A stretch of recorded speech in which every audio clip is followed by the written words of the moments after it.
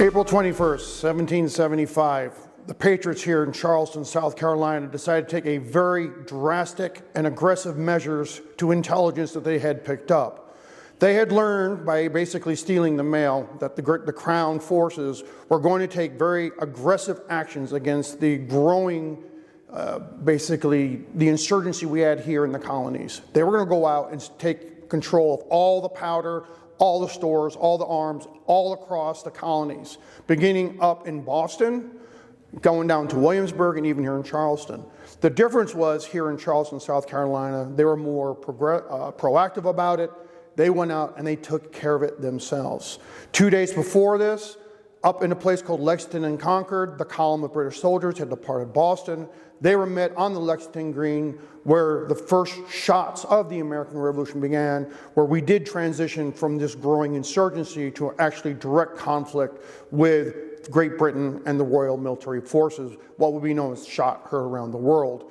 In Williamsburg, Virginia, on the same evening, Lord Dunmore ordered the Royal Marines to go in and confiscate all the arms and powder from the public stores and moved it safely out onto naval warships so they couldn't be taken.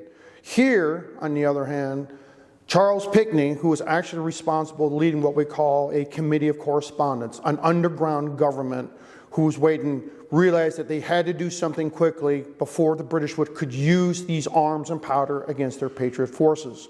So he directed that Henry Lawrence would take a team and break up into 3 separate elements, and they were going to go across Charleston to secure not just the arms, but all the powder in 2 different locations. Now, this is very bold because this is in direct conflict to the king. This is no longer you're complaining about taxes, you're not protesting. This is very overt. You're no longer hiding in the shadows. You're no longer trying to come up with a peaceful solution. This is now a full step towards open warfare. On the evening of April 21st, 1775, Charles Pinckney put his plan into action and launched his 3 teams to conduct their operations. The first target would be the armory located in the attic of the State House.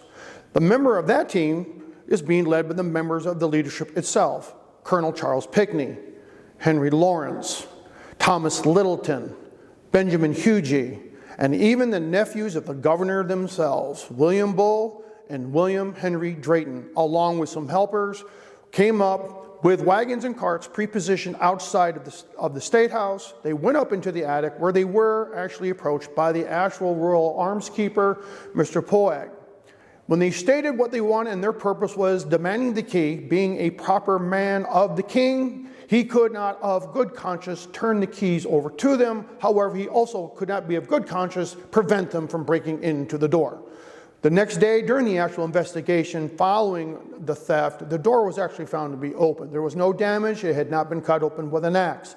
But what was missing was the 800 muskets, the 200 cutlasses, and the flints and slow match necessary to use those muskets. During that evening, they would form a chain coming down from the attic of the State House out to the waiting carts and wagons, handing those muskets, cartridge boxes, and everything they needed down to those wagons, and they would be dispersed mostly to to the Pinckney's wharf itself, and then to smaller areas around the city. The second target was located up at Captain Cochrane's shipwright. Those were launched by longboats from also Pinckney's wharf, and using the tide in their favor, they rowed into the dark evening.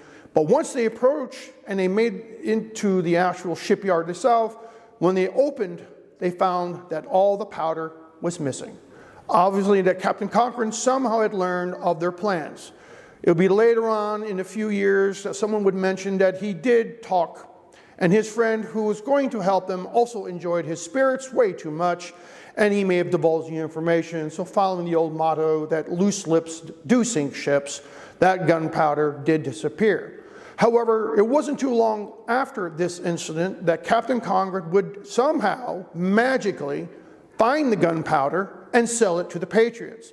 For he would be forced to pay for the loss of that gunpowder, so he needed money. So he actually would sell the gunpowder to the Patriot cause and use that funds to pay off his debt to the Royal Crown. The third target was over at Hobcow, which was actually under control of Mr. Charles Prince, who was the deputy powder receiver. Located there was over 1,000 pounds of gunpowder. Now, when they did arrive at Hobcow, they were able to get in, they secured the gunpowder, and they disappeared. Mr. Prince was very embarrassed at the fact that he lost his gunpowder, that he would not even report it to the governor till 2 days after the fact, in which later on down the road, he would be so embarrassed that he would actually flee the city of Charleston. But in the end, the Patriot forces received over 800 arms, cartridge boxes, 200 cutlasses, and over 1,000 pounds of gunpowder and the flint that later on in the end of June of 1775, when the state would form its first provincial continental regiments, they would use the arms taken during these raids to outfit the first soldiers that would defend the colony against the British the following year. When you look at this from the perspective of the American insurgency, before we actually become a conventional war, where the American Revolution began, we always begin with a confidence target. We're going to do something that we're still going to gain something from it. And in this case, it was a very strategic gain. We got all these arms and powder. We're also building confidence in our forces. We're building a confidence in our leadership that we're going to be able to do this. We're going to be able to face the Royal Army, the Royal Navy, do what we need to do to earn our liberty. So the fact that the leadership, not only did they plan this effectively, using the tide, using the darkness, in the way we have another term, it's called the auxiliary. They used the local citizens, Mary Pratt as an inside person, the local people, maybe even the home guard, who none of them had a witness. No one saw a thing, which is amazing for the amount of carts and wagons moving along the streets at 11 o'clock or so at night in Charleston, where normally nobody moves at all. No one witnessed a thing. And then the follow-up investigation, when Governor Bull would go around and they would ask, no one would come forward to even mention that they saw a thing, that they had developed a relationship and rapport with the locals, that they are demonstrating that they can do this job. When we look at, we knew the leadership, Charles Pinckney, Henry Lawrence, realized that this was going to turn from no longer a peaceful confrontation where we're going to try to do this through politics, wasn't going to work. We all know when diplomacy fails, your next step is a military operation. We did not have a military. We did not have a standing army. We didn't even have normally South Carolina would have one regiment. We didn't even have our regiment. They knew that in order for South Carolina to build its own army, it's going to need the firepower to do it. And that means muskets, gunpowder, flints, the lead to make the musket balls. And to do that, you're going to have to secure it. Also, you have to prevent your adversary to use it against you.